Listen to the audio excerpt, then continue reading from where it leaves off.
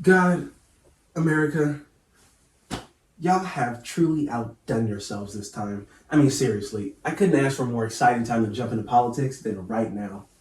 Hey, welcome to the channel. And I know what you're thinking. What stunt is he trying to pull right now? How is he going to go from a gaming channel to a religious channel to now politics? I mean, that's just a recipe for being a grifter. And I get it. So, to assuage you of these suspicions, I wrote this script ahead of the election results to ensure that I wouldn't even know what population to pander to right now. But even if I was doing a power play, what's so inherently wrong with that? What's wrong with taking advantage of people's emotions at the height of their malleability? I mean, look around you. Every network and online creator is doing the same thing, dressing up in their Sunday best just so they can push their favorite flavor of propaganda to you. And I'm including myself in that phenomenon because this is a very significant occasion. Not just because some president's getting elected, but because this is the last time Americans are going to give a damn about politics at all. Think about it. It's before the election and after the inauguration, where Americans do the majority of their civic duties and the bulk of their political research. They might take it up a notch and bring a list of their favorite talking points to the family get together, but after that, they're done. And for the next 3.5 years, their political beliefs are going to be dictated by the ones wearing the suits. As we speak, legions of political analysts and experts are laying down the groundwork to revise history, outlining the issues the public are going to be fighting over for the next 4 years. So you're right. I do want to capitalize off of this moment. It's the last moment of neutrality that we're going to have before all the narratives block our receptors like poison. Be honest with me.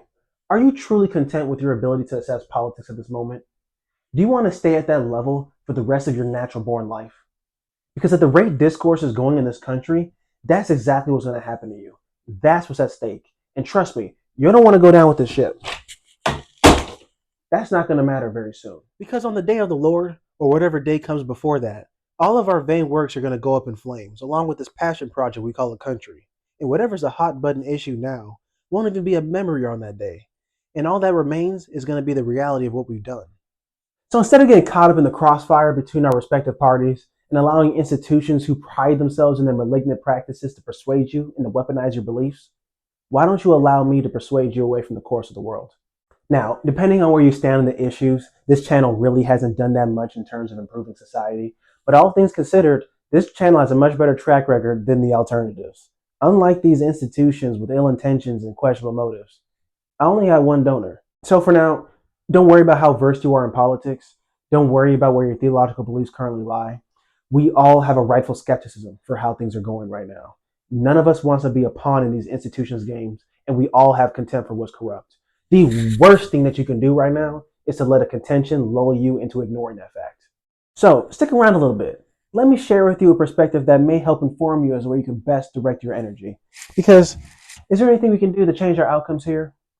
Maybe, maybe not. Is there anything that we're going to do to change how this ends? Certainly not. But the first thing that we can change to have an impact on any of that is our perspectives.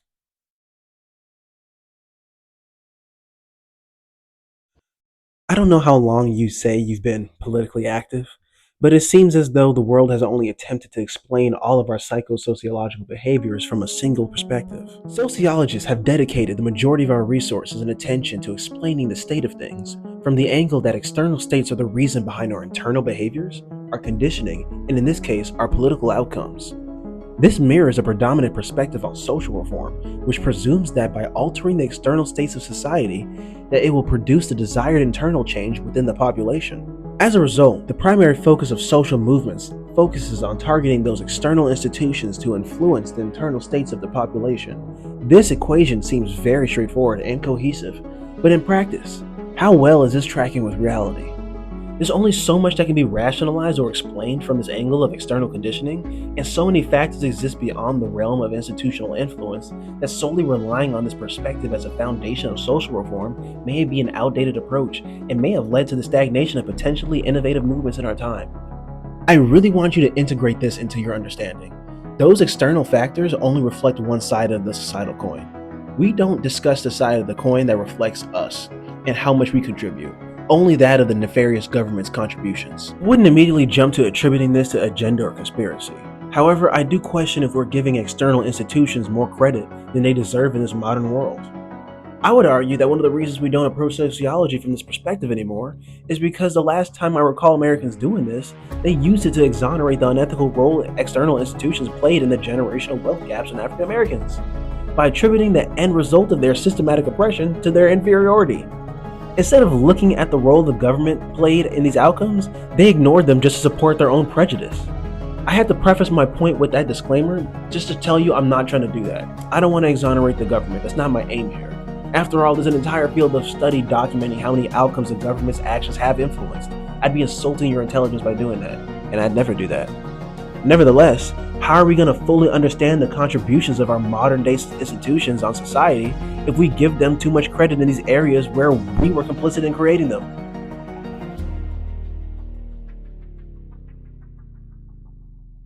Let me put it this way. The institutions we've grown up with have conditioned us since birth, yet not all of us turned out obsequiously or obediently adherent to them, despite their heavy influence. If you were anything like me growing up, you could care less about what the group or authority's preferences were. Some of our actions are not explainable through the lens or narrative of simple obedience to the government or social manipulation. I mean, in fact, some of our external institutions are just the end result of someone else's internal state rebelling against an external authority. In reality, our adherence to institutions is intrinsically wired into us. No one put a gun to my head to enjoy participating in activities. Only some of the time. It's sort of in our genetic makeup to be like sheep, taking refuge in the flock. It's a desire. We want a camp to belong in. We want to enjoy testing grounds and competition. We want to qualify. While we act like it's all some burden placed on us by external authorities, we're masking some self-righteous grandiosity because we like feeling like that burden is part of our identity. That identity being the one who's capable of handling what others can't. You know what I'm talking about. Why do you think there's people who can't stop humble bragging about how much harder their daily grind is than yours? Even the characters I play in these games reflect that. I play characters who are rarely played, not because I have to, but because it inflates my ego to beat what's popular with what's unpopular. My point in that tangent is that regardless of consensus or convention of any external factors, we do what we want based off of our internal factors. And that matters because despite the privilege of having access to an astonishing amount of anthropological findings, that wealth of information is practically useless. Because just like going to primary school doesn't automatically condition you to internalize principles, neither does research automatically save people from mediocre thinking. When observing the current trajectory of the state of discourse surrounding anything in this nation, we have to admit that even our best approaches to social reform and understandings, achieved by the greatest men and women in history, has not prevented the influx of misinformation and obfuscation. In fact, any research or discussion of any kind has provoked people to find opposing narratives. People study this stuff not for the purposes of learning, but so they can find a way to strengthen their own unwavering beliefs. The same thing's happening with critical thinking. A tool that in theory could give society a whole advantage has been seized and adulterated by this odious faction of people to ensure that none of that occurs. Some people will learn about fallacy for the sole purpose of projecting that onto their opponent.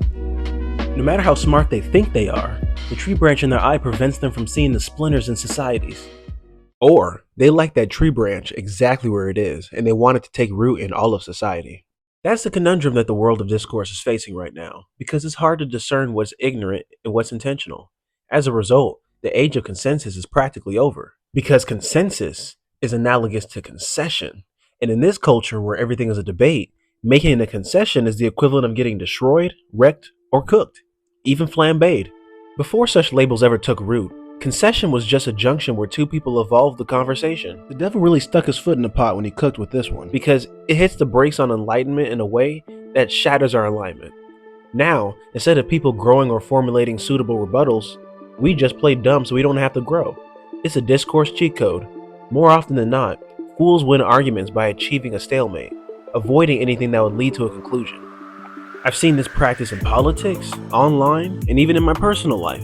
It's just sneaky as hell to go, well, since you can't convince me that water isn't wet, I suppose we have to default to the pre-enlightenment perspective, the one I'm currently playing dumb to defend, so that nothing has to change.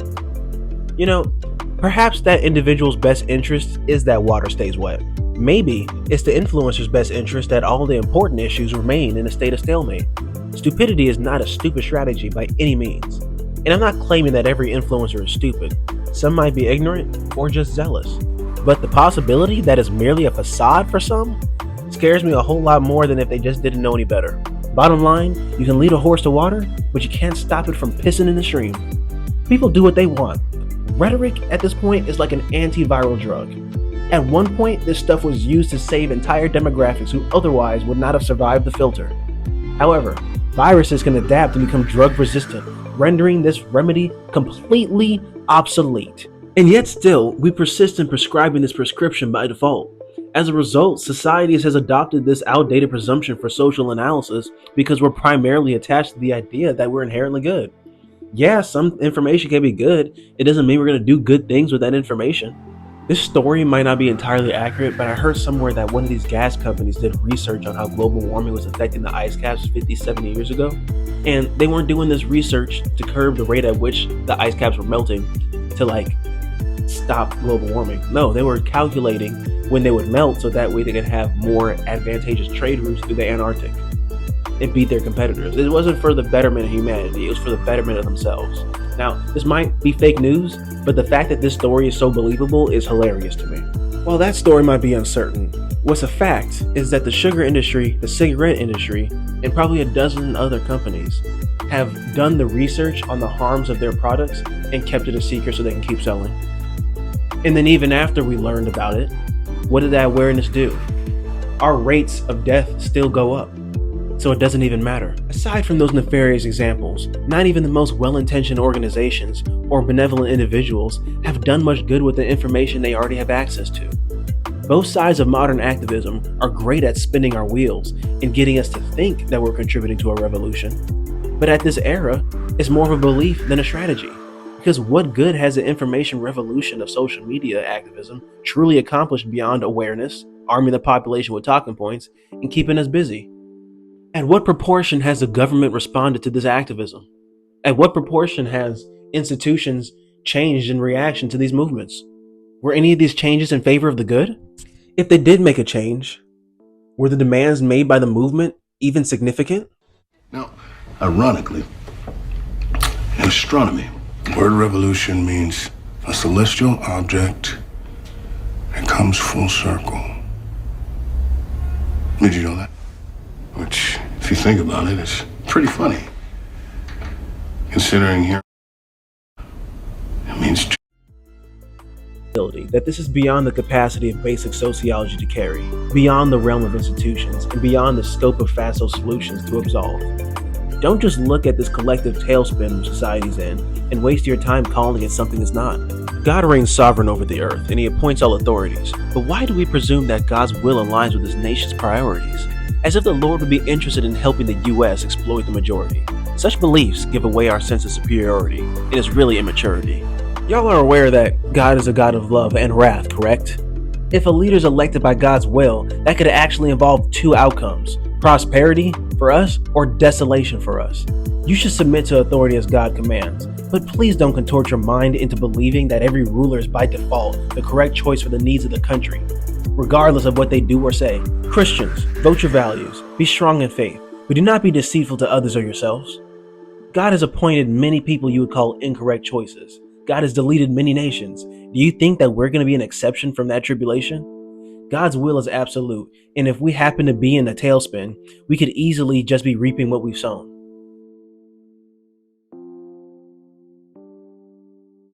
After the first debate between Biden and Trump, I was left wondering why the bar for discourse was so low in this country. How people could sincerely or otherwise celebrate and praise objective failures. I felt the same way after the second debate and was even further disillusioned by the fact that the candidates' respective vice presidents had a better handle on the standards of debate than the presidents who would be soon running the country. Forget having moderators. If any of these debates had a rubric being graded by a college professor, that thing would have so many marks that they wouldn't just have an F, but they'd be retaking the class. Yet somehow, the acquisition of the highest office in the nation is held to a lower standard than a political science major. In the most mockable series of debates in US history, people didn't walk away weeping, they walked away cheering. They still believed that their candidates did well. Then it dawned on me, this has nothing to do with the candidates, this has nothing to do with the state of the country, it has everything to do with us. I would like to posit that if not for the decline in political literacy, critical thinking, and standards held in the population, then no consumer-focused institution would even be endorsing the majority of these candidates for office. For any office for that matter. Yes, I'm aware of the influence of donors, it's immense, but why are we so keen to downplay our own influence when it's reflected everywhere? In this paradoxical way, our internal states as a nation has a more significant role to play in the decline of institutions than we truly realize.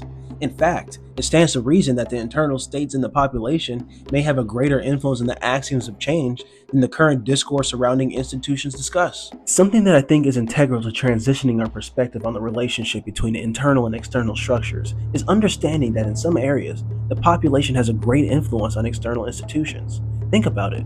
One of the primary functions of external institutions has been to have a major influence on people's internal states, so the focus is on us. The only distinguishing factor in the institutions is to what ends they want our favor for. Some for consumerism reasons, others for religious or social control, but what they all have in common is a dependence or reliance on the internal states of the population. External institutions and representatives of authority do not make moves without closely analyzing the internal states of the population first. America in particular is a capitalistic consumer-focused nation. Therefore, every effort made by its institutions is done to cater to the sensibilities of either its donors or the majority. Even at the pinnacles of power, the people's favor is the most important thread holding that power together. One could argue that the only reason that oppressive powers even considered compliance against national terrorists such as Martin Luther King Jr. during the Civil Rights era and Nelson Mandela during the apartheid was because of their unique ability to gradually shift the perspective of the citizens against the oppressors. If you want to go even further back, we could reference the French's history of political uprisings. Bottom line, the government is influenced greatly by its population. Now, if this was a population of oppressed minorities that had the issue, then this wouldn't be a very hard thing to demonize and dismiss. But once the majority of the population goes from moderate to radical, that's a whole nother story. Though not as historically romantic an example, a similar dynamic is applicable during the Reconstruction period for whites.